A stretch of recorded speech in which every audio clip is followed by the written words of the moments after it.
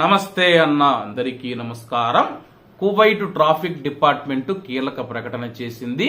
Kuwait లో April 22వ తేదీ 2025 నుంచి కొత్త ట్రాఫిక్ చట్టం అమల్లోకి రానుంది.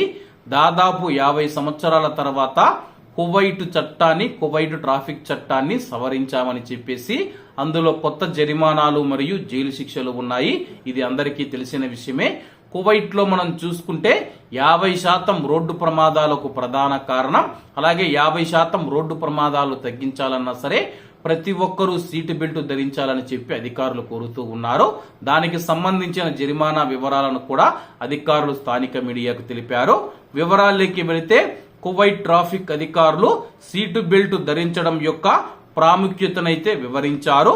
ఉల్లంఘించిన వారికి కఠినమైన జరిమానాలు మరియు చట్టపరమైన చర్యలు తీసుకుంటామని చెప్పేసి వెల్లడించారు.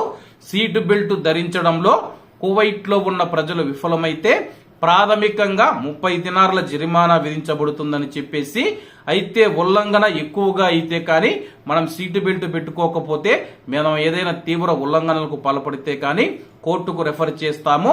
అప్పుడు 1 నెల వరకు జైలు శిక్ష మరియు 50 నుంచి 100 దినార్ల వరకు జరిమానా ఉంటుంది. ఒక సందర్భంలో జడ్జి గారు 2 విధించే అవకాశం ఉందని చెప్పి అధికారులు తెలియజేశారు. సీటు బెల్ట్ ధరించడం అనేది ఒక కీలకమైన భద్రతా చర్య అని చెప్పేసి, ప్రమాదం జరిగినప్పుడు మరణం మరియు తీవ్ర గాయాలు సంభవించే ప్రమాదాన్ని 50% వరకు గణనీయంగా తగ్గిస్తూ ఉంది. కువైట్ లో రహదారి భద్రతను మెరుగుపరచడానికి మరియు మరణాలను తగ్గించడానికి ట్రాఫిక్ నిబంధనలకు కట్టుబడి ఉండడం యొక్క ప్రాముఖ్యతను అధికారులు నొక్కి చెబుతూ ఉన్నారు. తీవ్రమైన జరిమానాలను నివారించడానికి మరియు అలాగే ఎవరైనా సరే జైలుకు వెళ్లకుండా ఉండేందుకు, ప్రయాణికుల జీవితాలను రక్షించడానికి వాహనదారులు తప్పకుండా సీటు బెల్ట్ ధరించి ట్రాఫిక్ చట్టాలను పాటించాలని చెప్పేసి ట్రాఫిక్ అధికారులు కోరుతూ ఉన్నారు.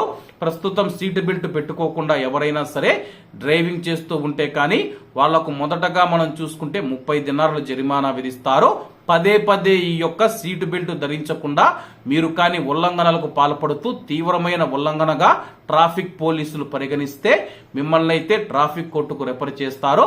అక్కడికి వెళ్లిన తర్వాత 1 నెల వరకు జైలు శిక్ష పడుతుంది. అది 1 రోజా 10 రోజులు అనేది తెలియదు కానీ 1 నెల వరకు జైలు శిక్ష, 50 నుంచి 100 దినార్ల వరకు జరిమానా విధించబడుతుంది.